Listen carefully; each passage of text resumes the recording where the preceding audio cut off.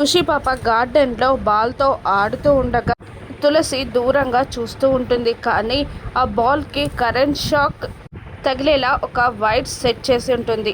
ఆ బాల్కి current pass అవుతున్నట్టు lighting రావడంతో బాల్ దగ్గరికి వెళ్తున్న ఖుషి అని అరుస్తూ తులసి వచ్చి ఆపేసి పక్కకి లాగుతుంది. ఆ లాగడంలో తులసి కాలు జారి ముందుకి పడిపోతుంది.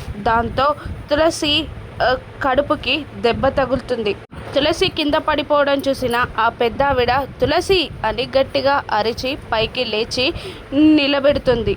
ఇంటి పెద్ద కోడలు ఇలా అంటుంటుంది, తులసి కడుపుకి బాగా దెబ్బ తగిలినట్టుంది అని అనగానే ఆ పెద్దావిడ తులసి కడుపుపై చెయ్యి వేస్తుంది. ఏదో అనుమానం రావడంతో తులసి చెయ్యి పట్టుకొని చెక్ చేస్తుంది.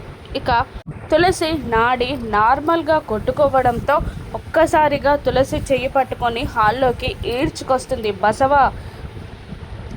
సిద్ధు, విశాలాక్షి అంటూ అందరినీ హాల్లోకి పిలుస్తుంది ఆ పెద్దావిడ. ఏమైంది అని బసవరాజు అడుగుతుండగా, దీని కడుపున కాయ లేదు, పండు లేదు, అసలు ఇది తల్లే కాదు అని అనడంతో అందరూ, విశాలాక్షి, బసవరాజు అందరూ షాక్ అవుతారు. ఇప్పుడు తులసి పరిస్థితి ఏంటి? సిద్ధు తులసిని ఏ విధంగా కాపాడుకుంటాడో రాను ఎపిసోడ్స్లో చూద్దాం. Thank you for watching.